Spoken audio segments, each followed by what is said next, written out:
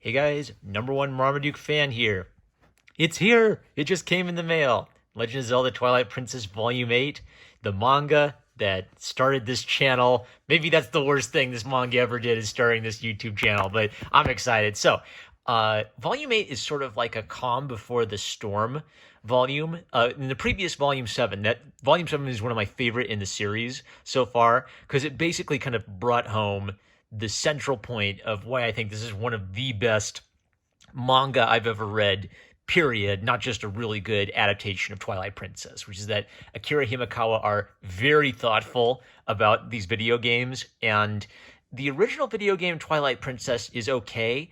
I think the original video game of Twilight Princess has an implied narrative where mostly you're just playing the game and you kind of feel these thoughts as you're trying to beat the game, but they never like come out and say some of the things that are happening to Link that you assume must be going on in his head. So Akira Kimikawa's right, take that experience, like that experience of playing a game and feeling these feelings, and then they put that into the context of a protagonist who has to have a personality, who has to go on a journey, which means they have to give him a little bit more specificity. Link in the video game's a mute, silent, strong silent type. In the manga, he has to talk and think about his problems, that kind of thing. If you are like a Zelda nerd, one of the neat things about Volume 7 is it confirmed that, at least in the manga universe, the mysterious figure who trains you is the ghost of the Hero of Time, meaning the character you played as in Legend of Zelda Ocarina of Time. That was the prevailing theory. It was just neat to have that confirmed. They build on that in Volume 8, and they build on this really cool theme of the previous hero, the Hero of Time, being a sort of tough dad, tough football coach figure for the new hero, the hero of Twilight Princess. Let's just flip through it, and I'll show you some examples of what I'm talk about. So in the game, you like learn these cool, over-the-top anime sword techniques.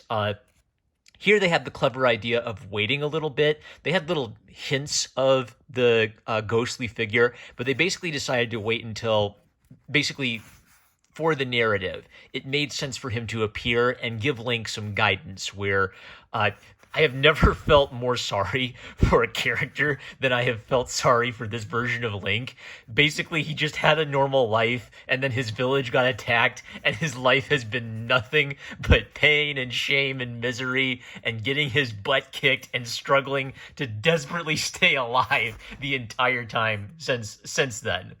Finally, he gets to be a hero. He feels like a tough guy for 1 minute. He feels like, yes, I can do it. I can totally beat Ganon and take on the world. I'm a big bad superhero, and then immediately pride goeth before a fall.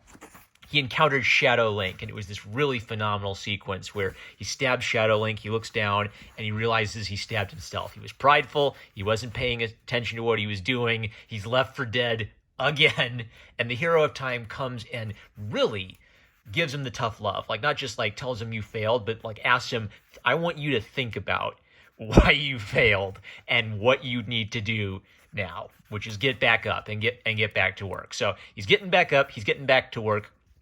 And what's kind of nice about Volume 8 is after all that, they're kind of giving Link a moment where he gets to be badass again, and he gets to have like a little break and a little time to think about his adventure before he goes off and faces the final boss and maybe gets his ass kicked all over again. There's a really nice build up to this where immediately after he learns all these cool anime sword techniques, he has to fight a heavily armored evil guy where he has to apply everything he just learned from the Hero of Time. So some little things, like another neat aspect of this that I think they're capturing is Midna's character, where at the start of the game, Midna's kind of annoying. She's a little bit of a minx. She's a little sadistic and seems to take pleasure in the fact that Link's in this horrible situation. But then over time, you realize she's a very complex character, and she's not as...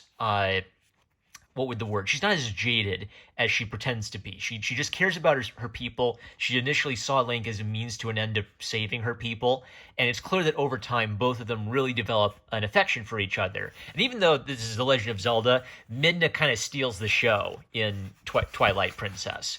So there's just like this nice little moment where after he beats like a few big bad monsters and he's separated from his teacher, she gives him like the little, smart alecky pat on the cheek and says, "I thought you'd grown up a little, but you're still just a spoiled boy." Like she doesn't. He can never catch a break. But we start to interpret Midna's what's it? Not tsundere behavior, kind of like her mean, tough big sister behavior as affectionate, not as nasty.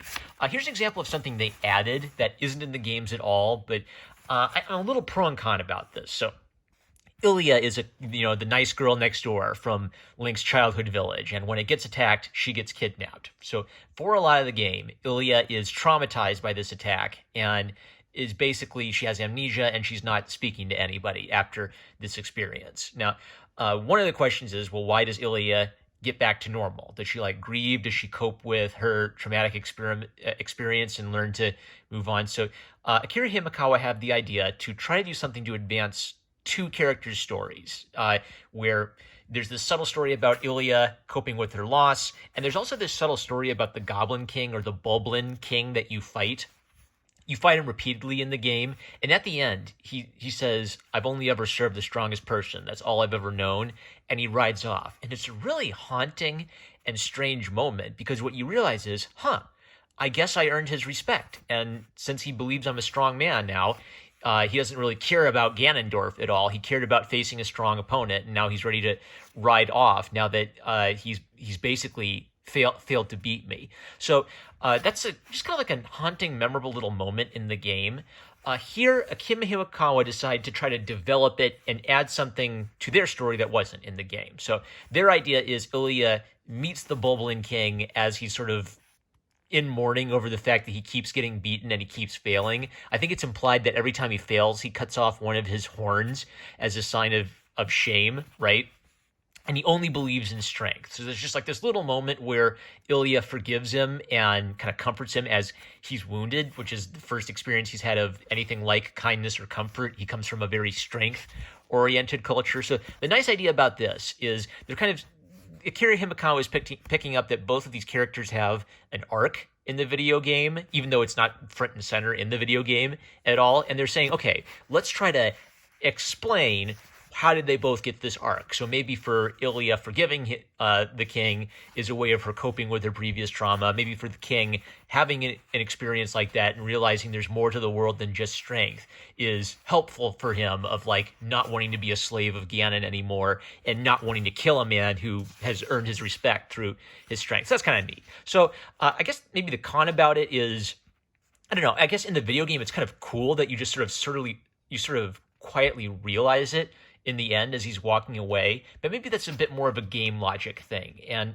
Akira Himakawa recognized that if you're going to tell it in the form of a manga, you have to rework the story for a manga. That a scene like that probably would only work in the game, and they need to make it work in their format. So another little observation is Link is a himbo. A himbo, if you don't know, is someone who is hunky, he's nice, and he's dumb. Those are the qualities of a himbo. And I think that Link has gradually started to develop a little bit more of a himbo personality in the games. Maybe especially starting with the Wind Waker, there was this idea that he was a little bit of a lovable lunkhead who just would have these horrible things happen to him, and he'd have to man up and deal with all of this horrible stuff. But he was still just kind of a regular Joe, or a little bit of a dummy forced into this drastic situation. So there's this great setup where Shad is this nerd researching this ancient culture. Link comes to him asking him about this ancient culture, and he's like, "Look, I got to get there. I've got to go get the powerful amulet in the sky. You got to help me, dude." And he's the first person to ever believe, Shad, that this ancient culture exists. But he makes the point that this is the guy who finally believes me, and just one look at his face and we know what Shad is thinking. Shad's an intellectual. Link is a farm boy. We'll put it that way. So just a nice way of emphasizing that aspect of the character. Flashing forward a little bit. Okay, one of the things I liked about this is Shad's just a little NPC in the game. Hey, I'm a nerd. I researched the ancient culture. You should go check out the ancient society. And again, Akira Himakawa wanted to be a little bit more than just a video game style story. In a video game, you're actually engaged in playing the game. Here, we kind of want to see the characters talking to each other. Do we really want to see Link wandering around a giant empty cavern alone, not talking to anybody? So Great idea. Good idea, Fairy. Let's bring the nerd on the adventure to the ancient civilization so he can talk about his ancient nerdy stuff. Link can be like Mr. Competent Warrior who's telling them, look, dude, you got to look out for yourself because I can't watch your back all the time. They do some cool little things like Shad gets his little moment where he has to help Link get his sword back right in the middle of a fight. Just a neat little thing like that. It's a very simple idea, but it just adds a little bit of flair and a little bit more personality to what would have otherwise have been just Link walks in a room, Link solves the puzzle, Link walks in the room, Link solves the puzzle. Great stuff. Flashing forward to this. Now, why did I mark this? I guess just like good little comedy beat moments. Okay, this. So one of the other things that Akira Himekawa added to this is that Link has a tragic backstory. We don't know how he ended up in the village or what his deal was in the video game, but here they have the idea that Link grabbed a magical sword when he was a young man, and this sword unlocked some kind of gateway to another dimension and swallowed up his previous village and everybody he knew from his childhood. And so he's carrying this real burden of guilt and grief with him for doing the thing he wasn't supposed to do. He wasn't supposed to touch that sword. He touched that sword. All hell broke loose because of it. That's not in the game at all, but it really helps this entire character work because he has something he's ashamed of that he's been carrying with him the whole time. And what he learns is, Midna tells him, well, look, people are teleported to the Twilight Realm. I'm from the Twilight Realm. Those people are probably in the Twilight Realm, and we can probably, I don't know if they're alive, but let's go find them because they might be alive. So finally he has like a moment of hope for a shame that he's been grappling with this entire time. And he and Midna basically just get like a quiet moment to look at the moon one last night before they go off into the Twilight Realm. And we know when they go off into the Twilight Realm, it's going to be like evil magic kings and sword fights galore, but they get one quiet moment together to kind of like reflect on where they've been and how far they've come to get here before the bleep will hit the fan and it's going to be like nonstop fighting a really evil maniac. So I actually kind of really appreciate this, where Volume 7 was a really big character building moment for Link. It was nice after that to see him like get back up on his feet, be a badass, and have a fun little adventure and get just like a moment to breathe before we get back to it. I feel like that's going to make the action in the next volume feel even punchier because there was a lot of cool action and fighting in this volume. So it's not like it was a boring volume. It's a really good idea to have given him just a quiet moment to reflect before the climax. I'm really impressed by the pacing of this work. It's obviously a recommendation for Legend of Zelda fans. It's good enough that I think non-Zelda fans would be able to get into it. It's a little helpful to have some nerdy Zelda knowledge of the different games, but they're doing a really, really good job of recognizing kind of like the human universal aspect of this character and what is subtextual in the game, they make textual in the manga. So I'm willing to say this is an excellent work of young adult literature that I would highly recommend. With that, I'm number one Marmaduke fan. I love you guys, and I'll catch you later.